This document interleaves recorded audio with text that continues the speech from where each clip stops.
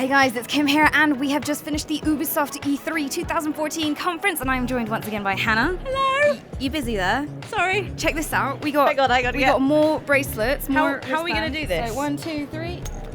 Great. 1, 2, 3. This is brilliant. So we have all the bracelets now. Oh, We it's have Xbox brilliant. One, we have Ubisoft one. Hopefully we'd have another one soon. So yeah. Hannah, why don't we start by running down every single game that they just announced at the Ubisoft conference? Okay, I've got it on my phone. So, Far Cry 4. Far Cry 4. What a way to kick it off. Oh my Jesus. Just started 2015. Okay. The Division, The Crew, Assassin's Creed Unity, of course, Shape Up, Valiant Hearts, and Tom Clancy's Rainbow Six Siege. Yes. So quite a lot of games in there. Two Tom Clancy's as well. I know. So, you know the deal by now.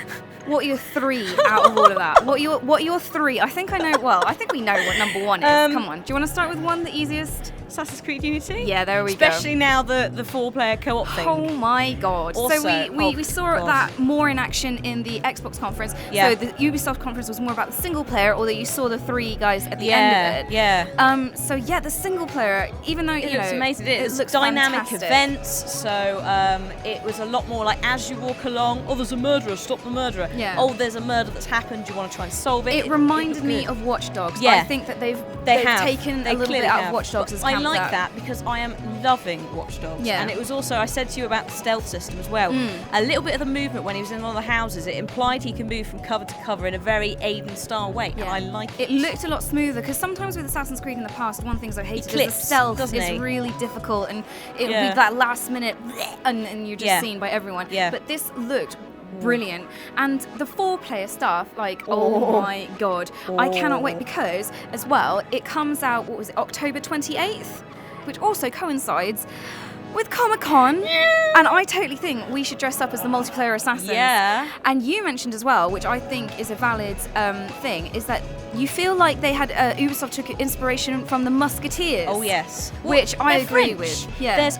There's only 3 normally, but there was that film. There is the 4th one. There is a 4th Musketeer. I can live with that. I like that inspiration. Yeah. It's a great universe, dare I say, that hasn't been explored. They all look fantastic, and I mean, my worry with Assassin's Creed is always, Assassin's Creed 3, and I think the thing with Unity, because 4 kind of took a bit of a break, and it needed it. The franchise needed and it that. went away, and it dealt with pirates, which are a little bit more humorous. Yep. But bringing it back to kind of a slightly more serious single-player Assassin's Creed set in France, set in the French Revolution, I think that they still have maintained that sense of humor to it. Yeah. So they have made it a little bit more serious, but there is still that kind of like so that bit where he comes up to the guy and instead of doing anything, he just blows out. Yeah. Or like just puts it out blows with his the finger. fuse out from the gunpowder. Yeah. And I thought, it does have the sense of humor, and that is what these games need. Sure, you can be serious, but you do need to have a little bit tongue-in-cheek. And also, there's serious boring, and there's serious gritty and dark, and it's a gritty and dark place. Already, like even though we haven't seen much of the main character, the leader of the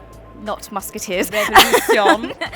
He does seem to have a kind of like a cockiness, but a kind of nice. He's very flary as well, isn't he? With his whole his parkour is very sort of let's add a twirl. We don't need one. And I look at my coat. Yeah, it's very French. So I like that because again, he's not as serious as the guy from Assassin's Creed 3. Connor, he was so serious. But Connor had a lot of problems. I know, but come on. And also that bit when the camera panned back and you saw the Notre Dame.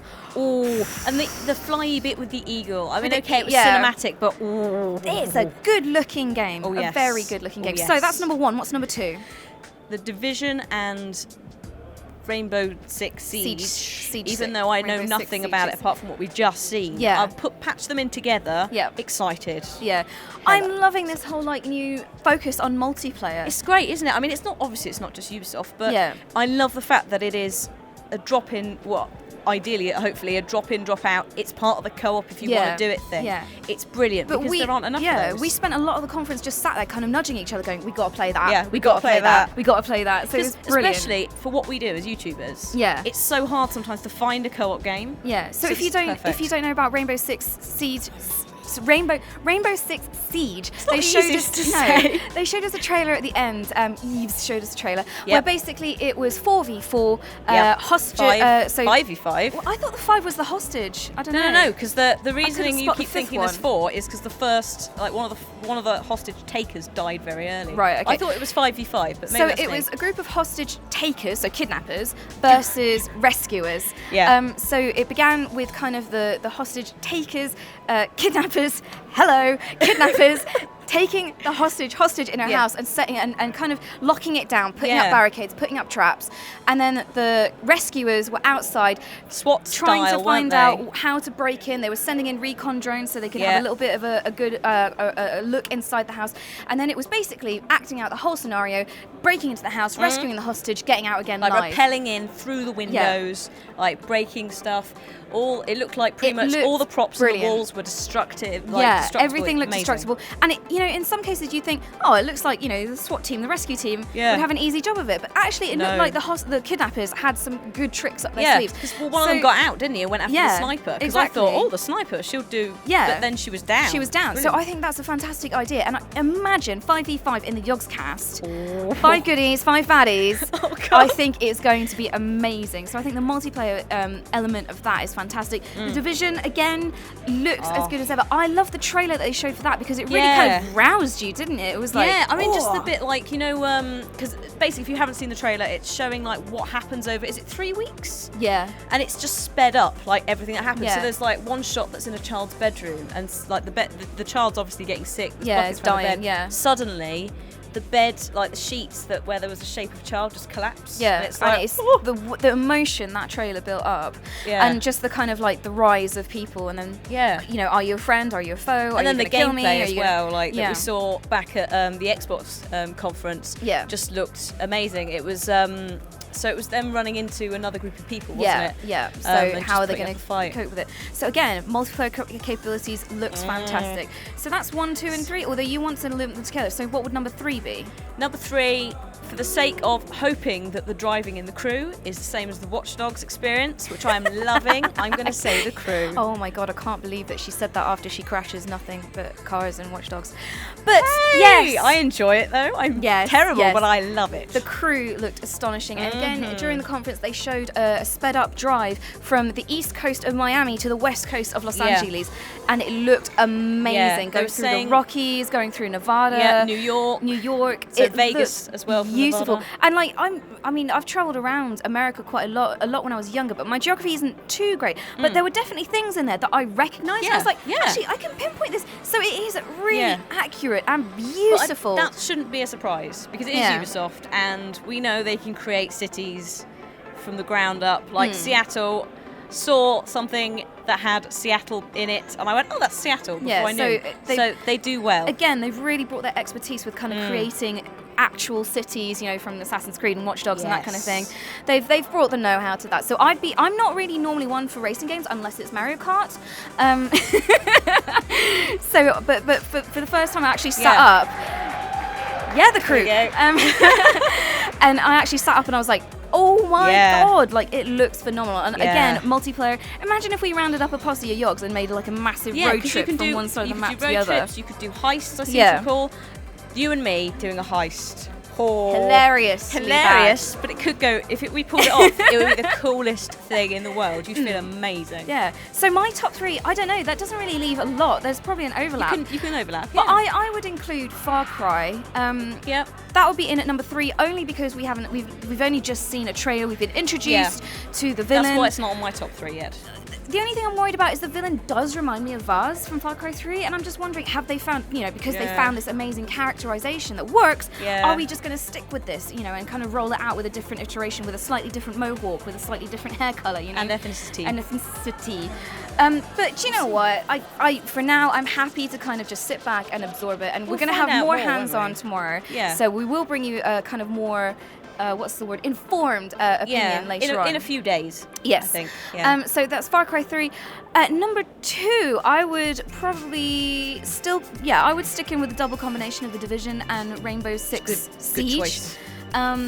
Although Siege probably a little bit more because I like the Left 4 Dead element to it. Yeah. I'm all for that. And number 1 for me actually would be Valiant Hearts.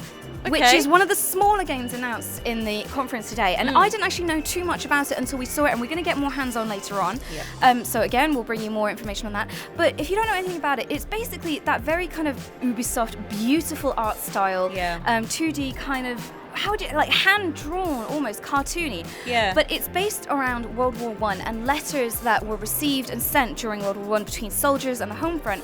Yeah. And I mean, I'm already emotional this year because it's the 100th anniversary of World War I and the 70th anniversary of World War II. That's why they're doing it this year as well. And that's why they're doing it. It's in companionship with a documentary that's going out as well.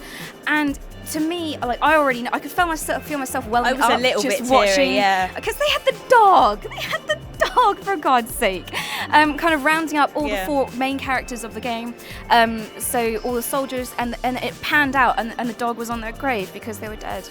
And there were so many graves as well. Yeah, but that's the thing, that is World War I, that is World War I and II, and that is the kind of heart and soul of it, and I love a game that does have heart and soul to it.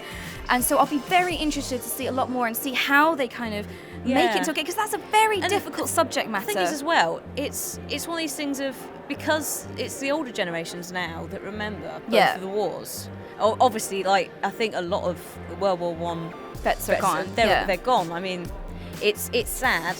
And in a way, this is probably the only way that the future generations are going to experience it. Yeah. Almost. And I think that's nice that they've done that. Yeah. As ever, I'm a little bit worried with how Ubisoft will handle it. I'm sure they'll do a very good job, because sometimes, you know, when companies make video games based on wars, it can be a little bit tasteless or a little bit like, you know, it just not great. Yeah, but I mean, this is from the storytelling side. So I'm hoping for a good story with good heart and, you know, a really emotional recap. Well, not recap, but I don't know, just exploration of World War I and World War II. So for me, Valiant Hearts, I think, is the one that I am most interested in, as well as everything else. But so we'll have more information on everything for you coming out on the channels over the next couple of days, weeks, months, years, I don't know. That's so much. We have so much to cover for you guys. And of course, we're getting hands-on with the likes of Far Cry, The Crew, The Division, Valiant Hearts, Tetris, which wasn't we're getting hands-on with The Division, aren't we? Well, I thought we were seeing a bit of it. We're not sure. We'll clarify that. But either way, keep an eye on both our channels for the next couple of days, and you'll see a lot more Ubisoft content. As for now, farewell. Bye. Oh God.